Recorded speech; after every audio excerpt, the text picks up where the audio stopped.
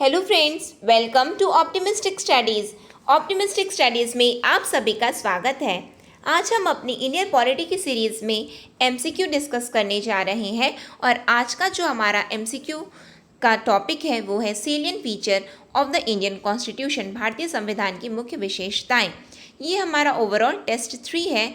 Channel में playlist बनी हुई है इंडियन पॉलिटी के नाम से। यदि आपने पूरे सीरीज़ को फॉलो नहीं किया है तो आप उस सीरीज़ को फॉलो कीजिए और उसके बाद में ही एमसीक्यू प्रैक्टिस लगाइए।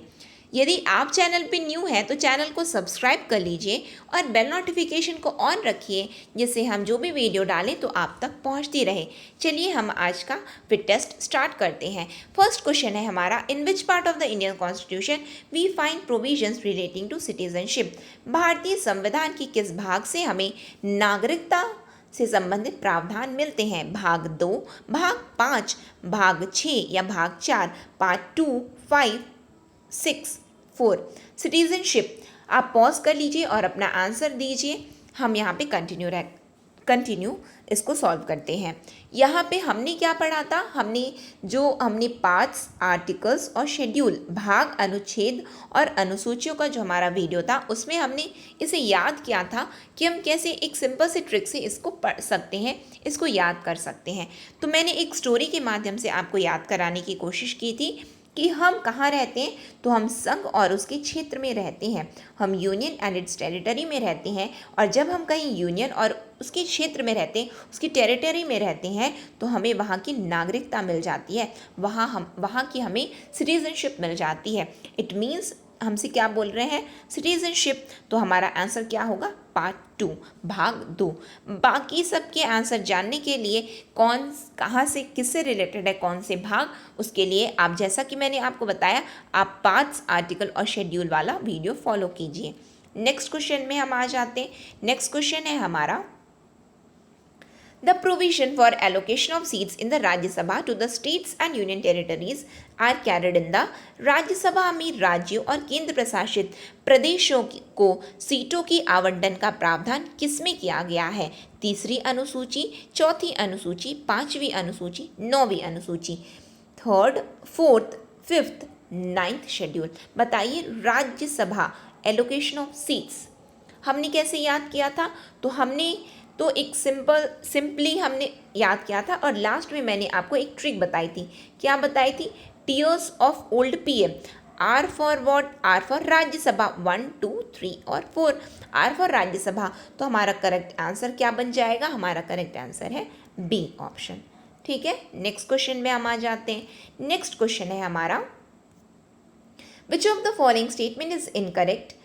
निम्नलिखित में से कौन सा कथन गलत है? The constitution of India is the lengthiest of all the written constitution of the world. भारत का संविधान दुनिया की सभी लिखित संविधानों में सबसे लंबा है। 42nd amendment act 1978 is also known as mini constitution. 42वें संविधान संशोधन अधिनियम 1978 को लघु संविधान के रूप में भी जाना जाता है। Originally the constitution of India contain a preamble, 395 articles, 8 schedules.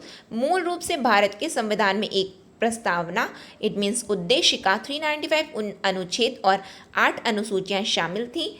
Part 4 of the Indian Constitution has been described as the novel feature of the Constitution। भारतीय संविधान के भाग 4 को संविधान की उपन्यास विशेषता के रूप में वर्णित किया गया है। बताइए, हमसे बोल रहे हैं गलत कथन, इनकरेक्ट स्टेटमेंट। और हमने कई बार पढ़ा है, हमने क्या पढ़ा है कि 42वें संविधान संशोधन अधिनियम 1976, लेकिन यहाँ क्या लिखा है? 1978। तो गलत क्या होगा? हमारा बी ऑप्शन होगा। ठीक है, हम भले ही डी को नहीं जानते क्योंकि हमने तो नहीं पढ़ा है इसको इस तरह से। क्या आपने पढ़ा है क्या? अभी तक मैंने आपको पढ़ा है कि इसको उपन्यास विशेषता बोला जाता है, भाग 4 को, तो हमने नहीं पढ़ा है। लेकिन हमने तो ये पढ़ा है ना कि 1976 कई बार हमने सुना है। तो इसमें तो 78 लिखा है। गलत पूछा तो हमारा करेक्ट आंसर क्या होगा? बी होगा। ठीक है, हमें ये बिल्कुल नहीं सोचना अरे हमने तो ये पढ़ा नहीं है। आप जितना पढ़े हो उसी में हमको आंसर निकालना है। ठीक है, नेक्स्ट क्वेश्चन में हम आते हैं। नेक्स्ट क्या है हमारा question? Provisions relating to the disqualification of the members of parliament and state legislature on the ground of anti defections are carried in the दल बदल विरोध के आधार पर संसद और राज्य विधानमंडलों के सदस्यों की अयोग्यता से संबंधित प्रावधान है। छठी अनुसूची 9वीं 10वीं 12वीं 6th schedule 9th 10th 12th। बताइए करेक्ट आंसर क्या है। तो हमने ये पढ़ा है दल बदल विरोध कानून किसमें है 10वीं अनुसूची। एंटी डिफेक्शन लॉ किसमें है 10th शेड्यूल। ठीक है, बाकी का आंसर आपको कहाँ मिलेगा, जहाँ पे हमने वीडियो में डिस्कस किया है, parts articles and schedule. Next question है हमारा 11th schedule of the Indian constitution inserted through which constitution amendment act. भारतीय संविधान की 11वीं अनुसूची को किस संविधान संशोधन अधिनियम के माध्यम से सम्मिलित किया गया है।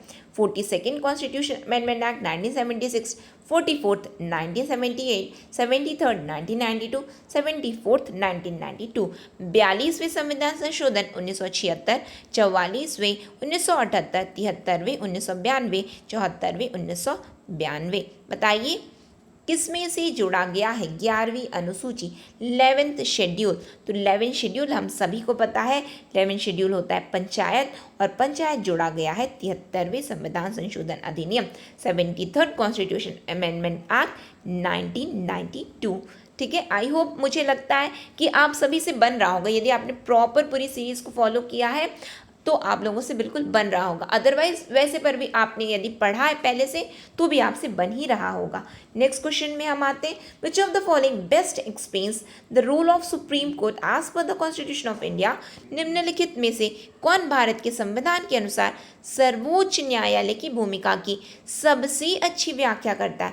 गारंटर ऑफ द कॉन्स्टिट्यूशन, संविधान का गारंटर, हाईएस्ट अपीलेट कोर्ट उच्चतम अपीली न्यायालय, फेडरल कोर्ट संघीय न्यायालय, ऑल ऑफ द अबव उपरोक्त सभी।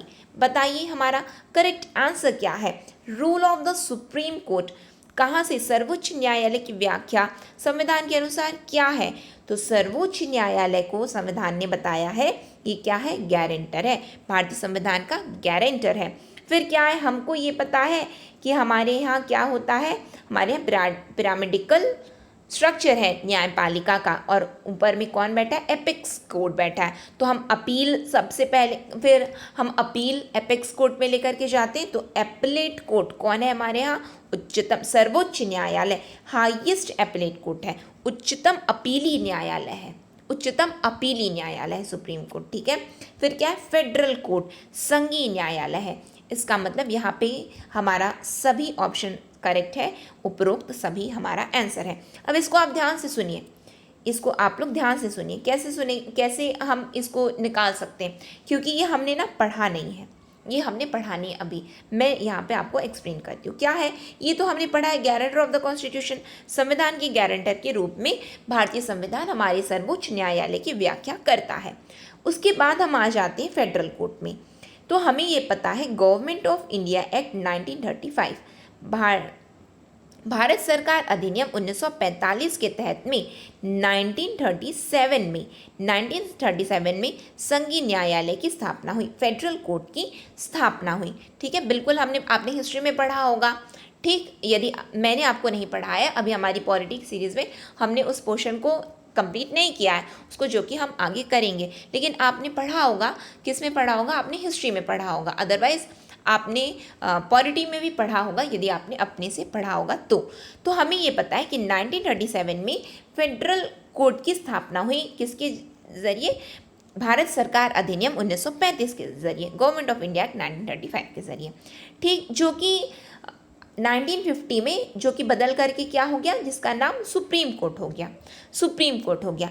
ये जो आप देख रहे हैं ना, हाईएस्ट एपलेट कोर्ट, उच्चतम अपीली न्यायालय, ये एक्चुअल में क्या था, ये लंदन में स्थित था, जिसको हम क्या बोलते थे, प्राइवी काउंसिल।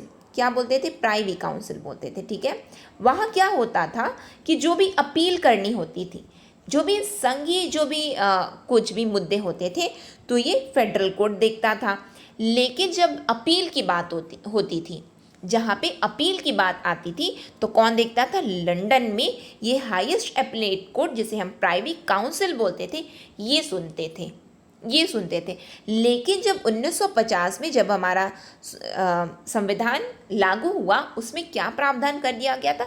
सुप्रीम कोर्ट का। सुप्रीम कोर्ट में ये प्रावधान क्या किया गया हमारे यहाँ कि ये जो सुप्रीम कोर्ट है उसके पास में तीनों ही जुरिडिक्शन आ जाएंगी, यानी कि ये जो अपील वाला भी जो पावर है, जो प्राइवी काउंसिल के पास था, जो लंदन में स्थित था, ये पावर भी हमारे सुप्रीम कोर्ट के पास आ गई। तो सुप्रीम कोर्ट को इसीलिए हम बोलते हैं उसके पास ओरिजिनल जुरिडिक्शन है, एपिलेट जुरिडिक्शन है और एडवाइजरी जुरिडिक्शन। ये तीनों ही जुरिडिक्शन हमारे सर्वोच्च न्यायालय के पास में हैं। तो यहाँ पे इसलिए आई होप आप लोगों से, मुझे लगता है कुछ लोगों से ये नहीं बना होगा तो कि ये कैसे ऑल ऑफ द अबव है। कुछ लोग बोले होंगे कि संविधान का गारंटर, तो नहीं, यहाँ पे ऑल ऑफ द अबव है क्योंकि ये तीनों ही गुण भारतीय संविधान सर्वोच्च न्यायालय के लिए बताए हैं।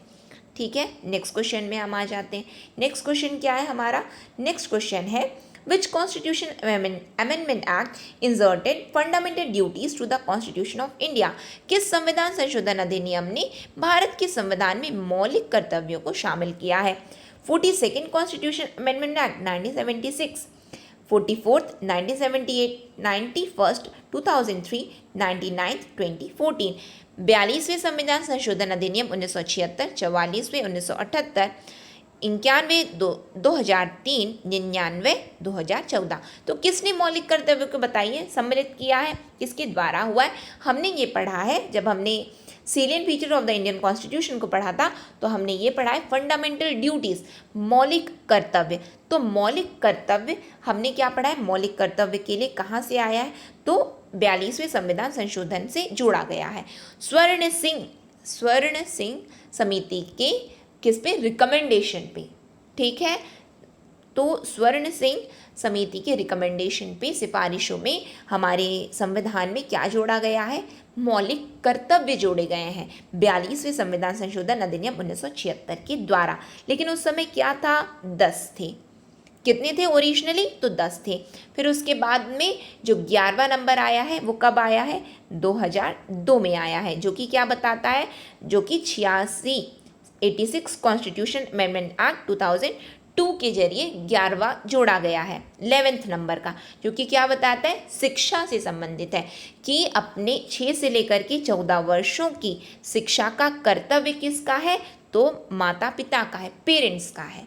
इनका ये कर्तव्य है कि ये अपने बच्चों को शिक्षित करें, 6 से लेकर के 14 वर्ष के बच्चों को। तो ये मौलिक कर्तव्य है। ठीक है, नेक्स्ट क्वेश्चन में हम आ जाए तो हमारा करेक्ट आंसर क्या है? ए है। नेक्स्ट क्वेश्चन हमारा बोलता है the 61st Constitution Amendment Act 1988 affected which feature of the Indian Constitution? 61st संविधान संशोधन अधिनियम 1988 ने भारतीय संविधान की किस विशेषता को प्रभावित किया है? बताइए। Judicial appointment, secular spirit, voting age, none of the above. न्यायिक नियुक्ति, धर्मनिरपेक्ष भावना, मतदान की आयु, उपरोक्त में से कोई नहीं। यदि आपने एकदम फॉलो किया है पूरी सीरीज़ को जो हम डिस्कस कर रहे हैं तो आप बिल्कुल ये वाले क्वेश्चन का आंसर बता पा रहे होंगे, क्योंकि मैंने आपको बताया है ये मैंने बताया है 61st कॉन्स्टिट्यूशन अमेंडमेंट एक्ट 1988 से क्या आया है हमारे देश में। तो हमारे देश में क्या आया है? Voting age. और मतदान की आयु मतलब क्या आई है? जो कि 21 थी तो उसको घटा करके कितनी कर दी गई? 18 कर दी गई है। ठीक है, ये बिल्कुल हमें याद रहना चाहिए ये सब चीज़ें। नेक्स्ट क्वेश्चन में हम आ जाते हैं। नेक्स्ट क्वेश्चन है हमारा which constitution amendment act inserted the term secular to part 3 of the Indian constitution? किस संविधान संशोधन अधिनियम ने भारतीय संविधान के भाग 3 में धर्मनिरपेक्ष शब्द डाला है? First constitution amendment act 1951, 42nd 1976, 61st 1988, none of the above. पहला संविधान संशोधन अधिनियम 1951, 42वां 1976, 61वां 1988, उपरोक्त में से कोई नहीं। बताइए हमारा करेक्ट आंसर क्या है यहाँ पे? तो हमारा यहाँ पे जो करेक्ट आंसर है वो है none of the above. None of the above. आप लोगों को, बहुत लोगों को लग रहा होगा कि ये क्वेश्चन गलत है। यही तो गूगली क्वेश्चन होते हैं जो कि व्यापम CGPSC के द्वारा दिए जाते हैं, जहाँ पे हमें घुमाया जाता है। हमें क्या लगता है? हम दावा आपत्ति करते हैं, हमें क्या लगता है कि क्वेश्चन गलत है। क्वेश्चन गलत है। लेकिन हमें बहुत विचार करके देखना चाहिए, ऑप्शन तो दिए हुए हैं, हमको बिल्कुल पता हुआ है, क्या पता है, हमने पढ़ा है कि ये जो धर्मनिरपेक्ष शब्द है वो भाग 3 में तो है ही नहीं। वो किस में है? वो प्रियम्बल में है, उद्देशिका में जोड़ा गया है। हमने पढ़ा है ना कि प्रियम्बल किस में है? उद्देशिका में है। सॉरी, प्रियम्बल में कौन सा शब्द है? धर्मनिरपेक्ष, सेक्युलर वर्ड है, जो कि कहाँ से आया है?